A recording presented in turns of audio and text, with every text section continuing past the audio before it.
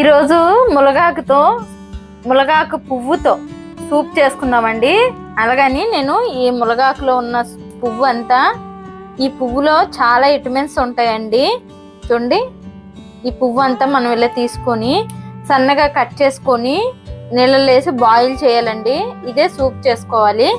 చూడండి, ఇగో నేను తీసి పెట్టాను పువ్వు, ములగాకు పువ్వు. చూడండి, కనబడుతుందా? ములగాకు ఉన్నది కదండి, ఈ పువ్వే. దీంతో మనం మంచి సూప్ చేసుకుందామండి. ఇవ్వండి, ములగాకు అంతా ఇలా సన్నగా కట్ చేసుకోవాలి. చూడండి, ములగాకు అంటే ములగాకు కాదండి, పువ్వు. ఈ ములగ చెట్టుకున్న పువ్వు అంతా కోసుకొచ్చానండి.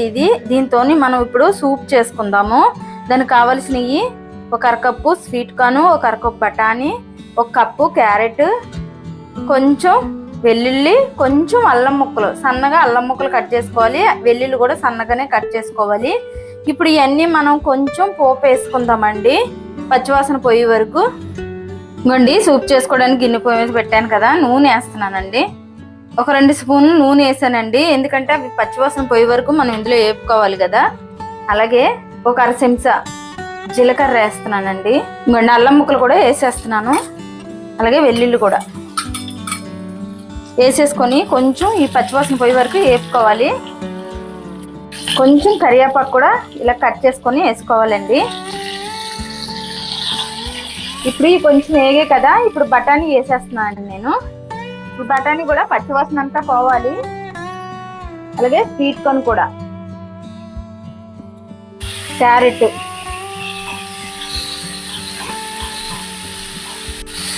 ఈ ముక్కల్లో ఉన్న పచ్చివాసన అంతా పోవాలండి. అలాగే ములగాకు పువ్వు కూడా మనం వేసేసుకుందాం. వేసేసుకొని కలిపేసుకొని ఒక 2 నిమిషాలు మూత పెడదామండి, ఈ పచ్చివాసన అంతా పోయే వరకు. ఇంకోండి, రుచికి సరిపడిన ఉప్పు కూడా వేసేస్తున్నాను. వేసేసి కలిపేసుకుందాం.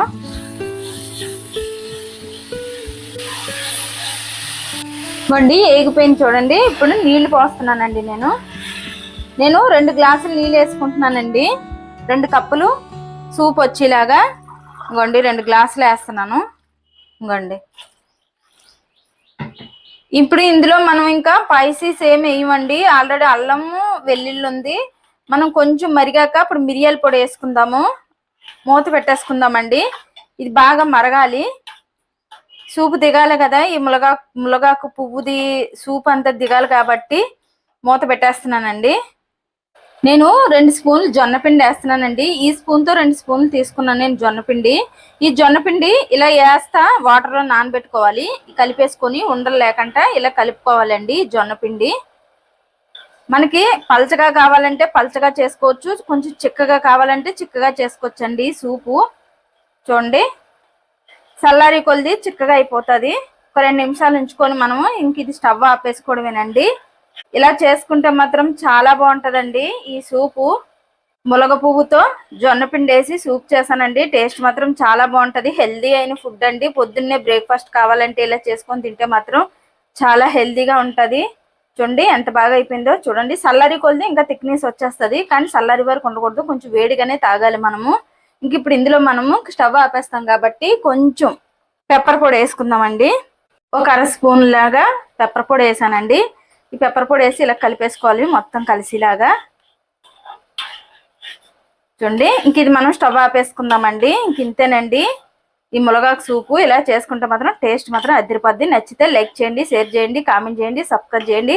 కాకపోతే ఒకసారి ట్రై చేయండి. హెల్దీ అయిన ఫుడ్ చాలా మంచిది హెల్తీకి, హెల్త్కి అయితే మాత్రం.